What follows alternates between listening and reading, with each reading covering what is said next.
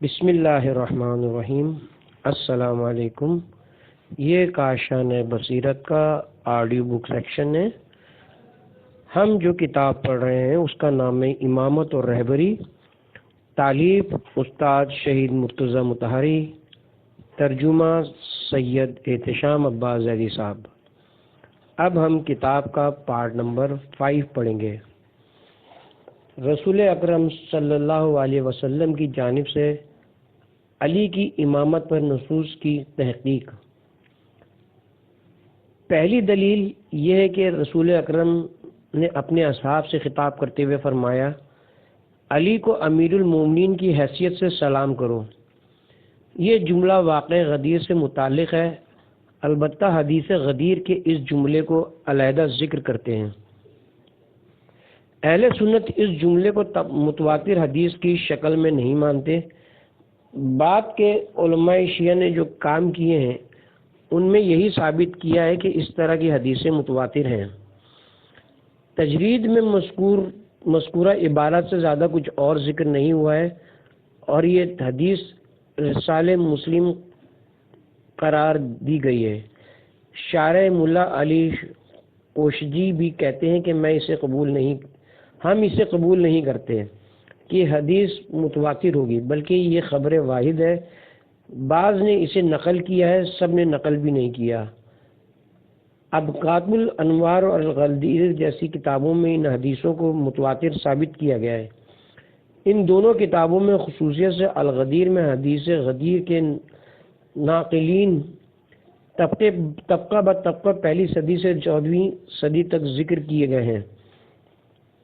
ابتدا میں 60 سے کچھ زیادہ نام اصحاب پیغمبر کے طبقے سے تعلق رکھتے ہیں۔ یہ سب اہل سنت کی کتابوں سے مندرج ہیں۔ اس کے بعد تابعین کا طبقہ ہے جنہوں نے اصحاب سے یہ حدیث نقل کی ہے۔ یہ لوگ تقریباً پہلی صدی سے مربوط ہیں۔ بعد کی صدیوں میں بھی طبقہ بہ طبقہ افراد کا ذکر ہے۔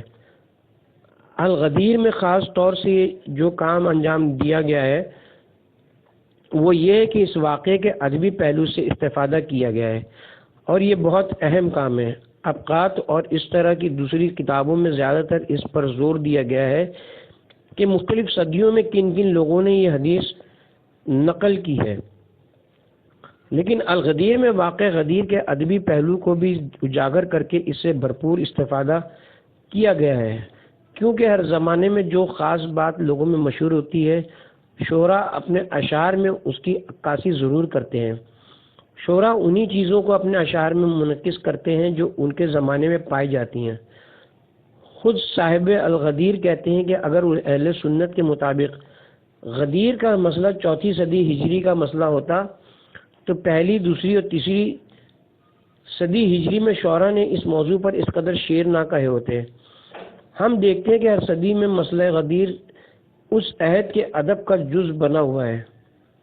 بنابراین ہم اس حدیث سے کس طرح انکار کر سکتے ہیں، اور یہ تاریخی اعتبار سے واقعے کے اس بات کی بہترین روش ہے۔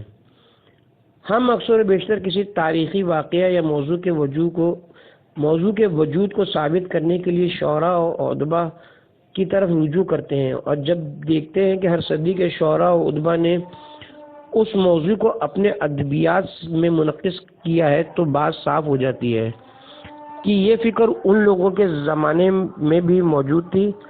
صاحب ابقات نے بھی اکثر ایک حدیث پر پوری ایک کتاب لکھ ڈالی ہے، اور اس میں راویوں کے ذکر کے ساتھ ان کی چھان بین کی ہے کہ یہ راوی معتبر ہے یا غیر معتبر۔ فلاں شخص نے یہ بات کہی ہے، صحیح ہے، گویا شجروں سے بھرا ہوا ایک توانا درخت کھڑا کر دیا ہے، جسے دیکھ کر انسان کی عقل دنگ رہ جاتی ہے کہ اس شخص نے کتنی تحقیق کی ہے۔ ایک اور جملہ جو پیغمبر سے ہی نقل کیا گیا، میں آن حضرت نے علی کو مخاطب کرتے ہوئے فرمایا انت خلیفۃ بعدی، تم میرے بعد میرے خلیفہ ہو۔ ان 2 جملوں کے علاوہ بھی اس ضمن میں اور بہت سے جملے ہیں۔ سیرت ابن ہشام ایک کتاب ہے جو 2 صدی ہجری میں لکھی گئی ہے۔ خود ابن ہشام تو بظاہر 3 صدی ہجری کے ہیں، لیکن اصل سیرت ابن اسحاق کی ہے جو دوسری صدی کے اوائل میں موجود تھے۔ ابن حشام نے انہی کی کتاب کی تخلیص و تدوین کی ہے۔ یہ وہ کتاب ہے جس پر اہل سنت بھرپور اعتماد کرتے ہیں۔ اس میں 2 واقع نقل ہیں جن کو تجرید میں تو نقل نہیں کیا گیا ہے، لیکن چونکہ موضوع وہی ہے لہذا میں انہیں نقل کیے دیتا ہوں۔ دعوت ذوالشیرہ۔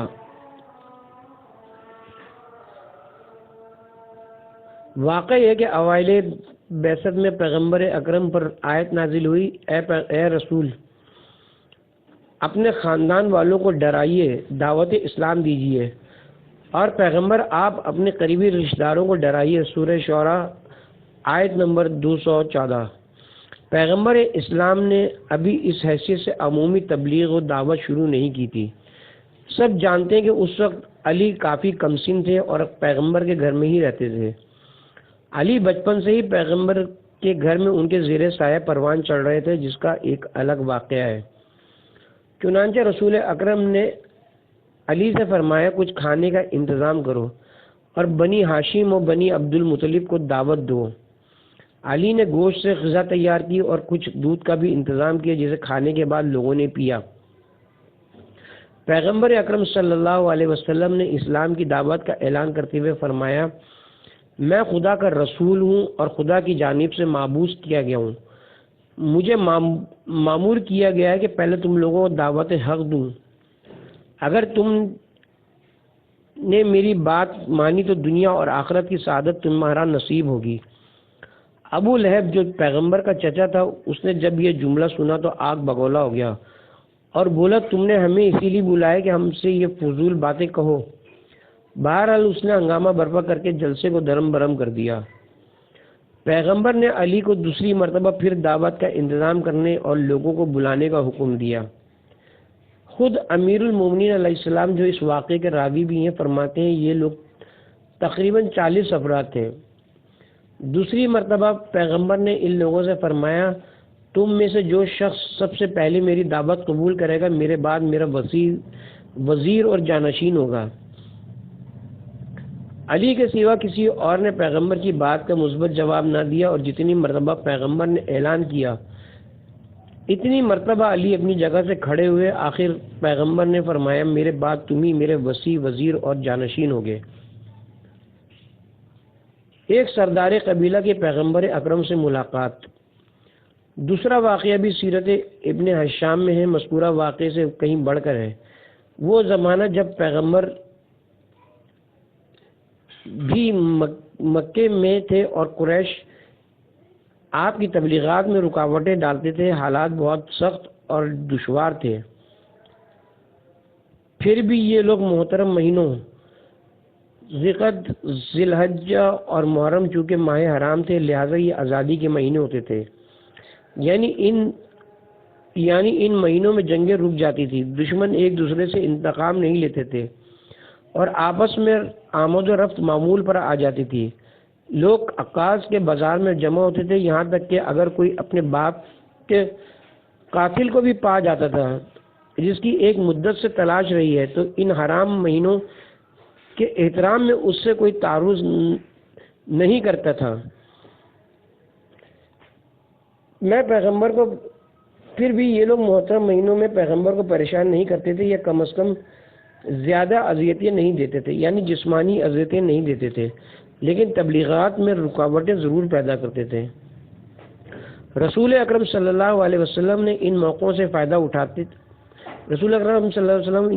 فائدہ اٹھاتے اور جب لوگ عرفات کے بازار عکاظ میں جمع ہو جاتے اس وقت بھی حج کیے جاتے تھے، لیکن اس کا مخصوص انداز ہوا کرتا تھا، تو وہاں پہنچ کے مختلف قبائل کے درمیان گھوم کر لوگوں کو دعوت حق دیا کرتے تھے۔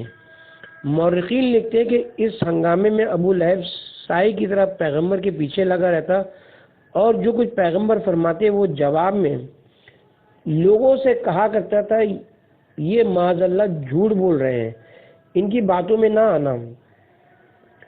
ایک قبیلے کا سردار جو بہت ذہین اور چالاک تھا وہ پیغمبر سے کچھ دیر باتیں کرنے کے بعد اپنے قبیلے والوں سے کہنے لگا اگر یہ شخص ہم میں سے ہوتا تو میں اس شخص میں وہ استعداد دیکھ رہا ہوں کہ اگر یہ ہم میں سے ہوتا تو میں اس کے ذریعے پورے عرب کو کھا جاتا۔ چنانچہ اس نے پیغمبر اکرم سے کہا کہ میں اور میری قوم آپ پر ایمان لانے کے لیے تیار ہیں۔ بلا شبہ ان کا ایمان حقیقی ایمان نہ تھا، لیکن ایک شرط ہے، آپ بھی ہم سے وعدہ کیجئے کہ اپنے بات کے لیے مجھے یا ہم میں سے کسی شخص کو اپنا نائب و وصی معین کریں گے۔ پیغمبر نے فرمایا میرے بعد کون میرا جانشین ہوگا یہ مجھ سے مربوط نہیں ہے، اس کا تعلق خدا سے ہے، یعنی وہ جسے چاہے گا میرا جانشین مقرر کرے گا۔ یہ وہ بات ہے جو اہل سنت کی تاریخی کتابوں میں ذکر ہوئی ہے۔ حدیث غدیر اور اس کا متواتر ہونا۔ ایک اور دلیل جسے شیعوں نے ذکر کیا ہے حدیث غدیر ہے۔ خواجہ نصیر الدین فرماتے ہیں حدیث غدیر جو متواتر علم حدیث کی ایک اصطلاح ہے، کہتے ہیں کہ خبر واحد اور خبر متواتر۔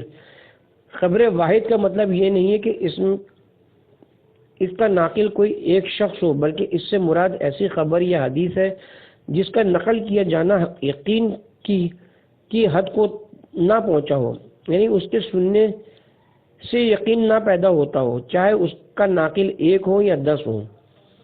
مثال کے طور پر ایک شخص آپ سے بیان کرتا ہے کہ میں نے فلاں خبر ریڈیو سے سنی ہے۔ آپ کو گمان تو ہو جاتا ہے کہ یہ بات صحیح ہوگی، لیکن ابھی آپ منتظر ہیں کہ دیکھیں دوسرے کیا کہتے ہیں۔ وہی بات آپ دوسرے سے سنتے ہیں، آپ کا گمان اور قوی ہو جاتا ہے۔ بعد میں آپ دیکھتے ہیں کہ بہت سے لوگ وہی بات کہہ رہے ہیں۔ اب آپ یہ احتمال نہیں دے سکتے کہ یہ سب کے سب جھوٹ بول رہے ہوں گے، حتیٰ کہ خبر نقل یا بیان کرنے والوں کی تعداد اس قدر ہو کہ سب کا مل جل کر جھوٹ بولنے کا خیال ہی درست نہ ہو، کیونکہ ایک حد تک تو ممکن ہے کہ چند افراد کسی بات پر اتفاق کر لیں، لیکن اگر اس حد سے زیادہ ہوں تو باہم اتفاق کر لینے کا امکان ختم ہو جاتا ہے۔ تواتر کے معنی یہ ہے کہ نقل خبر کی تعداد آپس میں اتفاق کر لینے کی امکانی حد سے کہیں زیادہ ہو۔ مثلا اسی مذکورہ مثال میں یہ تو ممکن ہے کہ 10 آدمی باہم تفاہم کر کے کہیں کہ ہم نے فلاں خبر ریڈیو سے سنی ہے۔ یہ تعداد 200 افراد تک بھی ممکن ہے، لیکن اگر قضیہ اس حد کو پہنچ جاتا ہے کہ اس میں اتفاق و باہمی تفاہم کا احتمال یا امکان ہی نہیں رہ جاتا۔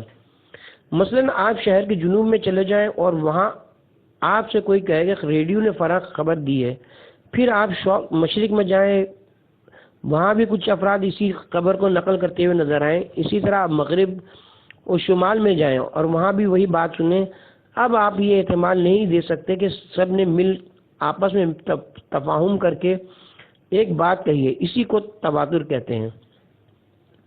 شیعہ اس کے دعوے دار ہیں کہ حدیث غدیر اس قدر نقل ہوئی ہے کہ اس میں باہمی تفاہم یا ملی بھگت کا امکان ہی پیدا نہیں ہوتا، اور ہم یہ نہیں کہہ سکتے کہ مثلا اصحاب پیغمبر میں سے 40 افراد نے باہم ایکا کر کے ایک جھوٹی بات گڑھ لی ہے، خصوصاً جب کہ اس خبر کے بہت سے نقل کرنے والے دشمنان علی میں شمار ہوتے رہے، یا اگر دشمن نہیں ہیں تو ان کے طرفدار بھی شمار نہیں ہوتے۔ اگر اس حدیث کو نقل کرنے والے صرف سلمان، ابو ذر اور مقداد جیسے افراد ہوتے جو علی کے گرد سائے کی طرح موجود رہتے تھے تو کہا جا سکتا تھا کہ کیونکہ یہ افراد علی سے بے انتہا محبت رکھتے ہیں لہذا ان سب نے مل جل کر ایک بات کہہ دی ہے، جبکہ اس خبر کے نقل کرنے والے ایسے افراد ہیں جن کو علی سے کوئی لگاؤ نہیں تھا۔ ملا علی کوشجی وغیرہ کہتے ہیں کہ یہ خبر واحد ہے، متواتر نہیں ہے، جبکہ شیعہ کہتے ہیں کہ نہیں یہ خبر متواتر ہے اور دلیل میں کتابیں پیش کرتے ہیں۔ حدیث غدیر میں پیغمبر اکرم صلی اللہ علیہ وسلم نے فرمایا، یہاں پیغمبر اسلام کا ارشاد قرآن کی سورہ احزاب آیت نمبر 6 کی طرف ہے، جس میں ارشاد ہے بے شک نبی تمام مومنین سے ان کے نفس کی بانسبت زیادہ اولیٰ ہے۔ پیغمبر کا تعلق چونکہ خدا کی ذات سے ہے لہذا وہ تمام لوگوں کی جان و مال پر ان سے زیادہ اولیت رکھتے ہیں۔ اگرچہ ہر شخص اپنے مال اور اپنی جان کا خود مختار ہے، لیکن وہ رسول خدا ہر صاحب اختیار سے زیادہ با اختیار ہے۔ البتہ معاذ اللہ پیغمبر کبھی کوئی کام اپنے ذاتی نفع کے تحت انجام نہیں دیتے، وہ خداوند عالم کی طرف سے اسلامی معاشرے کے نمائندے ہیں۔ یہاں عام لوگوں اور پیغمبر میں فرق یہ ہے کہ لوگ اپنی جان و مال کے مختار اپنی ذات کے لیے ہیں، جبکہ پیغمبر اسلامی معاشرے کی فلاح کے تحت یہ اختیار رکھتے ہیں۔ کیا میں تم سب سے زیادہ خود تم پر اولیت نہیں رکھتا؟ سب نے مل کر کہا ہاں یا رسول اللہ۔ تو آپ نے فرمایا من کنت مولا ہو فہذا علی مولا۔ ظاہر ہے کہ پیغمبر اس حدیث کے ذریعے علی کے لیے لوگوں پر اپنی ہی جیسی اولیت کا اعلان کر رہے ہیں۔ حدیث منزلت، یہ حدیث جسے خواجہ نصیر الدین توسی متواتر فرماتے ہیں اور ملا علی کوشجی اس سے ایک دم انکار تو نہیں کرتے ہیں، البتہ اسے خبر واحد قرار دیتے ہیں۔ اس پر بھی میر حامد حسین نے ابقات میں اور علامہ امینی نے الغدیر میں اور خاص طور سے میر حامد حسین نے پوری ایک جلد میں بحث کی ہے۔ صاحب الغدیر نے حدیث غدیر کے علاوہ دوسری حدیثوں پر زیادہ کام نہیں کیا ہے۔ اس حدیث کو حدیث منزلت کہتے ہیں، جس میں پیغمبر اسلام نے علی کو مخاطب کرتے ہوئے فرمایا تم کو مجھ سے وہی نسبت ہے جو ہارون کو موسیٰ سے تھی، بس فرق یہ ہے کہ میرے بعد کوئی نبی نہیں ہے۔ حضرت نے یہ جملہ اس وقت فرمایا جب آپ غزوہ تبوک کے لیے تشریف لے جا رہے تھے۔ غزوہ تبوک کوئی جنگ نہ تھی بلکہ صرف ایک لشکر کشی تھی۔ یہ لشکر کشی غزوہ موتا کے بعد عمل میں آئی، جو عرب اور رومیوں کے درمیان عہد پیغمبر میں پہلی اور آخری جنگ تھی اور مدینہ کے شمال میں لڑی گئی تھی۔ مشرقی روم کی شہنشاہیت کا مرکز استنبول قسطنطنیہ تھا۔ شام کا علاقہ بھی انہی کی حمایت اور سرپرستی میں تھا۔ رومی شام میں جمع ہو کر مدینے پر حملہ کرنے کے لیے تیاریاں کر رہے تھے۔ پیغمبر اکرم نے مناسب سمجھا کہ روم کی سرحد تک ایک لشکر کشی کی جائے، چنانچہ آپ نے اقدام فرمایا جو غزوہ تبوک کے نام سے مشہور ہے۔ سیاست دانوں کے بقول پیغمبر اپنی طاقت کا مظاہرہ کرنے کے لیے روم کی سرحد تک تشریف لے گئے تھے کہ آؤ ہم بھی آمادہ ہیں، اور پھر واپس ہو لیے۔ حضرت اس سفر میں علی کو اپنے ہمراہ نہیں لے گئے بلکہ آپ کو مدینے میں اپنا جانشین بنا کر چھوڑ گئے تھے۔ علماء شیعہ کہتے ہیں کہ پیغمبر نے یہ اقدام اس وجہ سے فرمایا تھا کہ جانتے تھے کہ کوئی جنگ نہیں لڑی جائے گی۔ علی جب مدینے میں اکیلے رہ گئے تو بہت افسردہ اور دل تنگ ہوئے۔ آپ نے حضرت سے عرض کیا یا رسول اللہ، آپ مجھے اپنے ساتھ نہ لے جا کر یہاں عورتوں اور بچوں کے درمیان چھوڑے جا رہے ہیں۔ اس پر حضرت نے فرمایا سوائے نبوت کے جو نسبت ہارون کو موسیٰ سے تھی وہ تمہیں مجھ سے ہے۔ گویا آپ یہ کہنا چاہتے تھے کہ میں نے تم کو مدینے میں اپنا جانشین مقرر کیا ہے، یوں ہی نہیں چھوڑے جا رہا ہوں۔ جب ہم ہارون اور موسیٰ علیہ السلام کے درمیان نسبتوں کا جائزہ لینے کے لیے قرآن کی طرف رجوع کرتے ہیں تو نظر آتا ہے کہ موسیٰ ابتدائی کار میں ہی یعنی پیغمبری عطا کیے جانے کے فوراً بعد خدا سے یہ درخواست کرتے ہیں پروردگار میرے سینے کو کشادہ کر دے، میرے کام کو آسان کر دے اور میری زبان کی گرہ کھول دے کہ یہ لوگ میری بات سمجھ سکیں۔ یہاں تک تو صرف اپنے لیے دعا ہے، اس کا ہمارے موضوع سے کوئی ربط نہیں ہے۔ اور میرے اہل میں سے میرا وزیر قرار دے۔ اصل میں وزیر کے معنی سہارے اور مدد کے ہیں۔ وزر یعنی بوجھ، سنگینی، وزیر یعنی جو ایک حد تک بوجھ بٹائے۔ یہ اصطلاح بھی بعد میں اسی لیے مشہور اور رائج ہوئی کہ وزیر بادشاہ کا معاون ہوا کرتا ہے۔ اے معبود میرے لیے میرے خاندان سے معاون اور مددگار معین فرما۔ پھر خود ہی پیشکش کرتے ہیں ہارون اخی، ہارون کو جو میرا بھائی ہے میرا وزیر معین کر دے اور اس سے میری پشت مضبوط کر دے، اسے میرے کام میں شریک بنا دے۔ سورہ طٰہٰ آیت نمبر 25 تب 34، تاکہ ہم تیری بہت زیادہ تسبیح کر سکیں اور تیرا بہت زیادہ ذکر کر سکیں، یعنی تیرے دین کو زیادہ سے زیادہ رواج بخشیں۔ دوسری جگہ قرآن مذکورہ واقعے کے بعد فرماتا ہے کہ موسیٰ نے ہارون سے کہا تم قوم میں میری نیابت کرو، سورہ اعراف آیت نمبر 142۔ چنانچہ جب پیغمبر فرماتے ہیں انت منی بمنزلت ہارون من موسیٰ، تو اس سے حضرت کی مراد یہ کہ وہ تمام نسبتیں جو قرآن کی روشنی میں ہارون کو موسیٰ علیہ السلام سے تھیں، مثلا ان کے وزیر تھے، ان کی پیٹھ ان سے محکم تھی، شریک کار تھے اور ان کی قوم میں ان کے جانشین تھے، وہ سب تمہیں مجھ سے ہیں، یعنی سوائے نبوت کے کہ میرے بعد کوئی نبی نہ ہوگا۔ اگر پیغمبر اکرم نہ فرماتے تو کہا جاتا کہ پیغمبر نے کسی ایک پہلو یا کسی مخصوص شباہت کی طرف اشارہ فرمایا، لیکن جب آپ صرف نبوت کا استثناء فرماتے ہیں تو گویا آپ یہ کہنا چاہتے ہیں کہ تمام پہلوؤں میں یہ نسبت برقرار ہے۔ البتہ تمام اجتماعی مراحل میں طبعی اور فطری نسبت کے تحت نہیں کہ موسیٰ اور ہارون بھی بھائی تھے، تم اور ہم بھی بھائی ہیں، بلکہ جو نسبت ہارون کو خدا کی طرف سے موسیٰ علیہ السلام کے ذریعے تمام مراحل میں حاصل تھی وہی تمہیں مجھ سے حاصل ہے۔ اہل سنت اس کا جواب یہ دیتے ہیں کہ اگر ایسی کوئی حدیث متواتر ہوتی تو ہم مان لیتے، لیکن یہ متواتر نہیں بلکہ خبر واحد ہے۔ لیکن جیسا کہ میں عرض کر چکا ہوں کہ میر حامد حسین جیسے علماء نے اپنی کتابوں میں اہل سنت کے حوالے سے ثابت کیا کہ یہ حدیث متواتر ہے۔ سوال و جواب۔ سوال: گزشتہ جلسے کی اختتامی اور آج کے جلسے کی ابتدائی گفتگو سے جو نتیجہ میں نے اخذ کیا ہے اس نے میرے ذہن میں حکومت و امامت کے درمیان ایک طرح سے حد بندی کی لکیر کھینچ دی ہے، اور وہ اس طرح کہ آقائے متحرف نے فرمایا کہ امامت کے کچھ فرائض ہیں جن کا ایک شعبہ حکومت بھی ہے۔ میں نہیں سمجھ سکا کہ حکومت کے علاوہ اس کے دوسرے کون سے شعبے ہیں جن میں حکومت شامل اور دخیل نہیں ہے۔ ہم اب تک اسلام سے جو کچھ سمجھے ہیں وہ یہ ہے کہ ہماری دنیا و آخرت یا دینوی و اخروی اعمال کے درمیان کوئی حد فاصل نہیں ہے۔ جو کچھ اخروی اعمال کے عنوان سے بیان کیا جاتا ہے وہ ہمارے دنیاوی اعمال کی ضمانت بن کر خود ہماری زندگی میں دخیل ہے، اور ہمارے دنیاوی اعمال ہماری انفرادی اور اجتماعی زندگی کو ارتقاء و کمال کی طرف لے جاتے ہیں، ساتھ ہی معاشرے میں ایک اجتماعی حکومت برقرار کرنے میں معاون ثابت ہوتے ہیں۔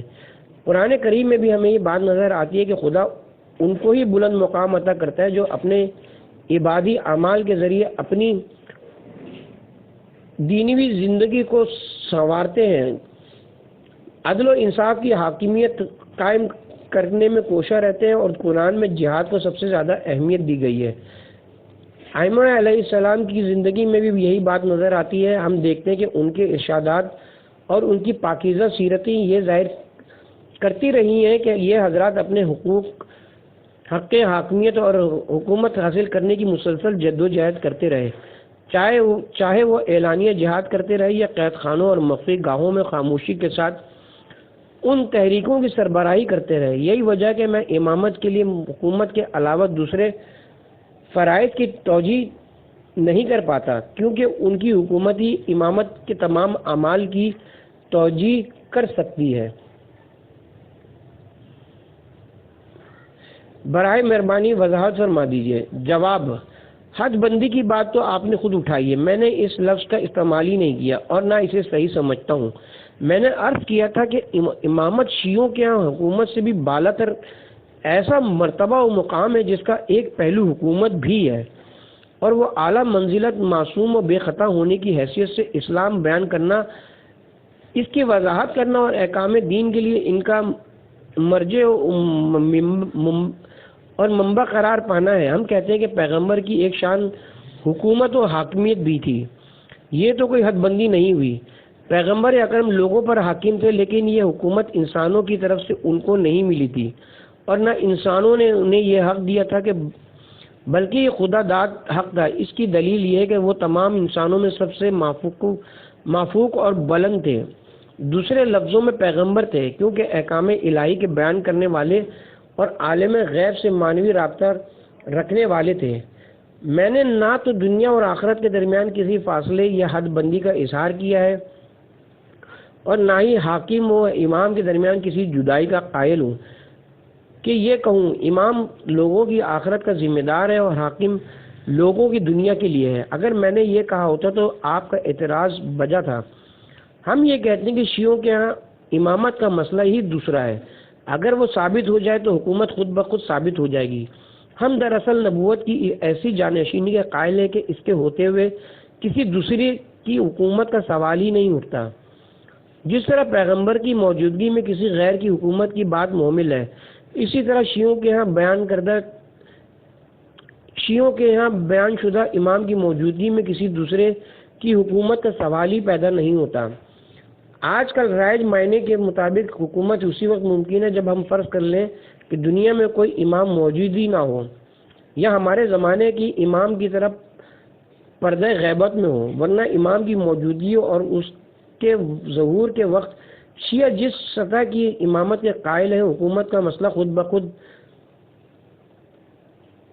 در روشن اور حل شدہ ہے۔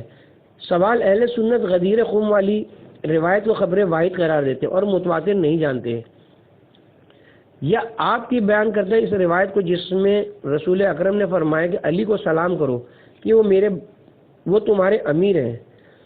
جواب: روایت غدیر کے اس فقرے من کنت مولا فہذا علی مولا کے سلسلے میں تو شاید اہل سنت بھی اس کے متواتر ہونے سے انکار نہیں کر سکتے، اگرچہ ملا علی کوشجی یہی کہتے ہیں کہ یہ جملہ بھی متواتر نہیں ہے۔ دراصل یہ جملہ اتنا زیادہ نقل ہوا ہے کہ اہل سنت کو بھی اس کے تواتر سے انکار کی مجال نہیں ہے۔ اس جملے کے بہت زیادہ نقل ہونے کی وجہ یہ ہے کہ پیغمبر کے زمانے میں حضرت کے اقوال اسی وقت لکھ کر محفوظ نہیں کیے جاتے تھے بلکہ ذہنوں میں محفوظ کر لیے جاتے تھے، لہذا فطری طور پر اس حدیث کا وہی جملہ سب سے زیادہ یاد رہا جس میں علی کا نام موجود تھا۔ من کنت مولا ہو فہذا علی مولا۔ بہت سے لوگوں نے اس روایت کے پہلے حصے کو بھی نقل کیا جس میں پیغمبر فرماتے ہیں۔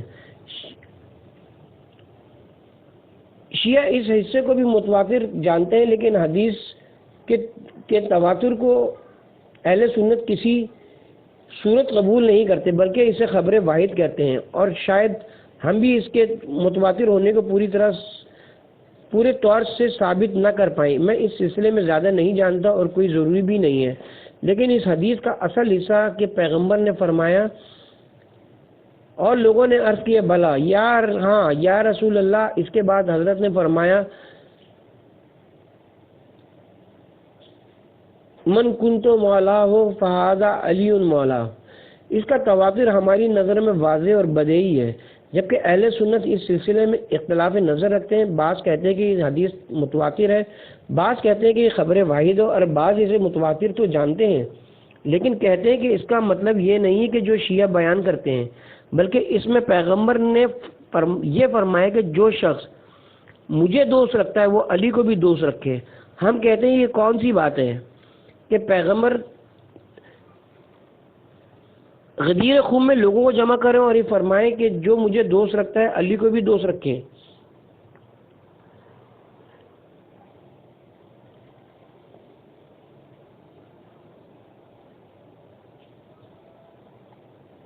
آخر یہ کون سی بات ہوئی کہ علی کو صرف دوست رکھو، جبکہ اس سے قبل خود حضرت فرما چکے ہیں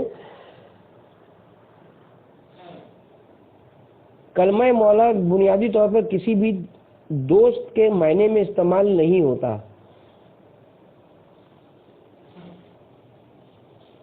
چوتھی بحث آیت الیوم یسع اور مسئلہ امامت۔ گزشتہ بحث میں ہم عرض کر چکے کہ مسئلہ امامت کے سلسلے میں شیعہ اور اہل سنت کے نظریوں کی بنیاد ایک دم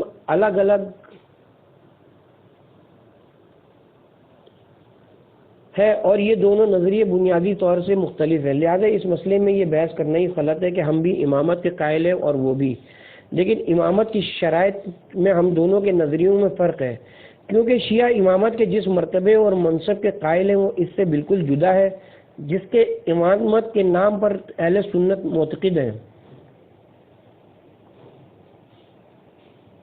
اسی طرح جیسے اس مسئلے کو یوں اٹھانا صحیح نہیں ہے کہ امامت نص کے ذریعے معین ہوتی ہے یا شورا کے ذریعے، یعنی امام کا تعین پیغمبر کو کرنا چاہیے یا لوگوں کو اس کے انتخاب کا اختیار ہے، کیونکہ امامت کے سلسلے میں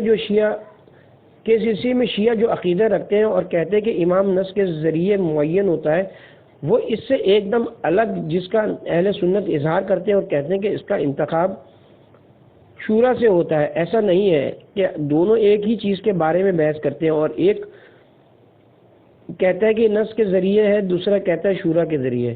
اصل میں کہنا یہ چاہیے کہ شیعہ کی نظر میں امامت سے مراد جو کچھ ہے اہل سنت اسے سرے سے قبول ہی نہیں کرتے، صرف اسی کی شرائطی میں اختلاف نہیں رکھتے۔ اس کی مثال بالکل منکرین نبوت کے نزدیک نبوت کے مانند ہے۔ شیعہ امامت سے وہ بلند و بالا مقام مراد لیتے ہیں کہ قہری طور پر اگر کوئی اس مقام کا تصور کر لے اور اسے قبول کر لے تو بہرحال اسے ماننا ہی پڑے گا کہ امام کو خدا کی جانب سے معین کیا جانا چاہیے۔ جس طرح نبوت کے سلسلے میں کبھی یہ نہیں کہا جاتا کہ لوگ بیٹھ کر نبی منتخب کر لیں، اسی طرح شیعی نقطہ نظر سے امام کی جو حیثیت و منزلت ہے اس کے لیے بھی یہ کہنے کی گنجائش نہیں کہ لوگ بیٹھ کر ایسے کسی شخص کا انتخاب کر لیں۔ گزشتہ بحث میں ہم شیعی نقطہ نظر سے امامت کے مراتب اور شرائط کا ذکر کرتے ہوئے یہاں تک پہنچے تھے کہ شیعہ اس مسئلے کو اوپر سے شروع کرتے ہیں، یعنی خدا سے، اور وہاں سے زینہ بزینہ نیچے اترتے ہیں۔ اس کے بعد وہ یہ کہتے ہیں کہ یہ بات صرف ایک مفروضہ ہی نہ رہ جائے، لہذا دیکھنا یہ چاہے کہ ہم امامت کے سلسلے میں جو اعلیٰ معیار رکھتے ہیں، کیا پیغمبر اکرم نے بھی کسی کو اس مقام کے لیے معین فرمایا، اور قرآن بھی اس سلسلے میں کچھ فرماتا ہے یا نہیں۔ پہلے یہ خیال تھا کہ اسی ترتیب کے ساتھ گفتگو کو آگے بڑھاؤں جس ترتیب سے خواجہ نصیر الدین نے اپنی کتاب تجرید میں اس مسئلے کو پیش کیا ہے، لیکن چونکہ عید غدیر نزدیک ہے لہذا طے کیا کہ بہتر ہے پہلے غدیر سے مربوط آیات ہی پر کچھ روشنی ڈالی جائے۔